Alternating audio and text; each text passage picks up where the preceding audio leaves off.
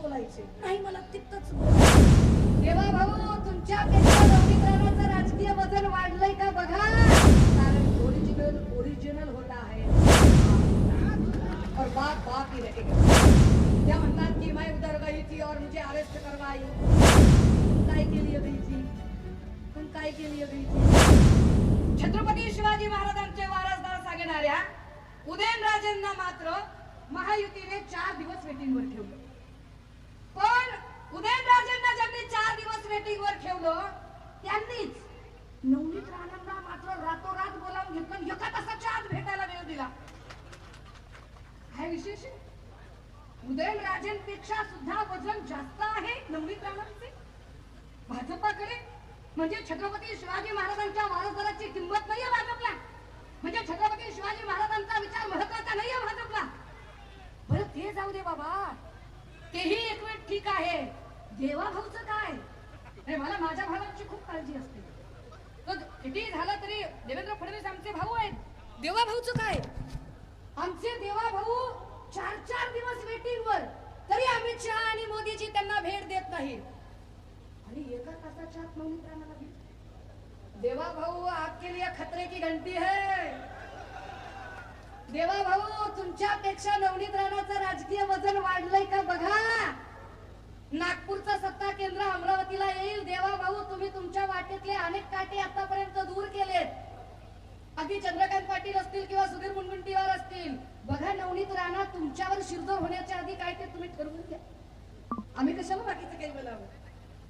दादा हो, इथे का यायचं आणि इथे का निवडणूक लढायची, किंवा याच उमेदवाराच्या पाठीशी आम्ही का उभं राहायचं, कशासाठी उभं राहायचं. मगाशी बळवंत भाऊंनी सांगितलं की धनशक्तीच्या विरुद्ध जनशक्ती आहे आणि मी गरीब माणूस आहे. दादा, या वेळेला लोक पैसे वाटो की काही करू, ही निवडणूक लोकांनी हातात घेतलेली निवडणूक आहे. आणि या वेळेला लोक ठरवतील काय करायचे. कारण लोकांना पक्क माहित झालेलं आहे की काय पद्धतीचं सुडाचं राजकारण या देशात आणि या राज्यात सगळीकडून झालं, काय पद्धतीचं गलिच्छ पक्ष फोडाफोडीचं राजकारण इथून झालं.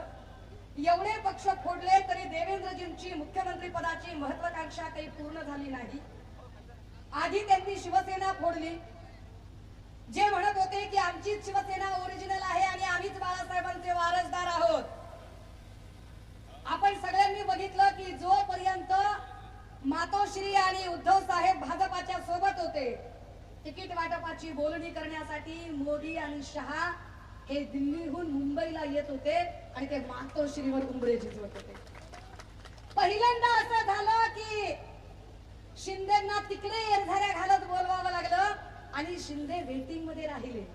हा फरक आहे की शिंदेना म्हणजे एवढे खासदार पळवून नेलेले असताना सुद्धा त्या खासदारांच्या प्रमाणात जागा मिळाल्या नाही, कारण ओरिजिनल होता है, बाप बाप होता और बाप बाप ही रहेगा.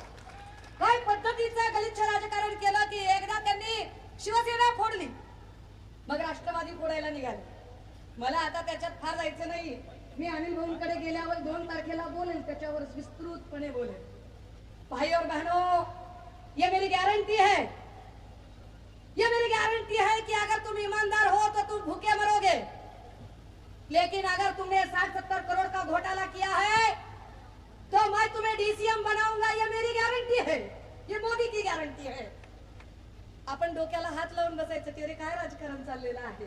जितका घोटाला मोठा तितकं पद मोठं द्यायचं, जितका भ्रष्टाचार मोठा तितकं पद मोठं. ज्या लोकांनी सांगितलं होतं की ना खाऊंगा ना खाणे दूंगा, आपल्याला कळलंच नाही की ना खाऊंगा ना खाणे दूंगा म्हणजे काय.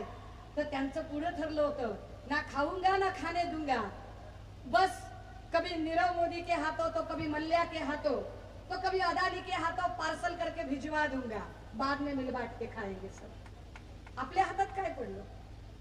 का लढायचंय 2024 ला आम्हाला प्राणपणाने, कारण 2024 ला जर आम्ही लढलो नाही, 2024 ला जर आम्ही कुठेही थांबलो तर आम्हाला विसरावं लागेल की 2029 ला निवडणुका होतील. पण ही सगळी लोकशाही व्यवस्था धोक्यात आली आहे.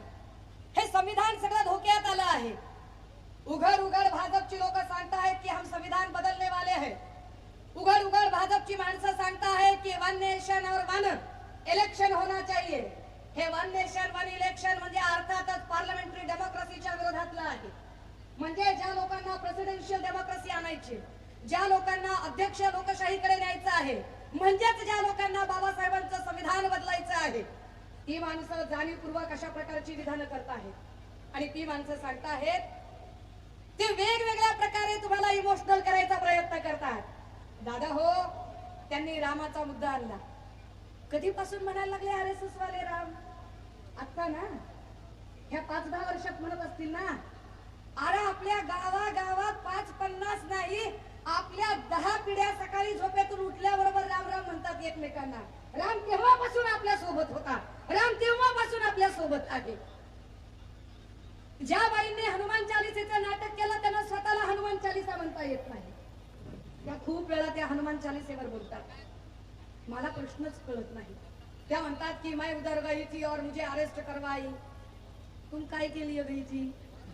काय केली गई थी तुम?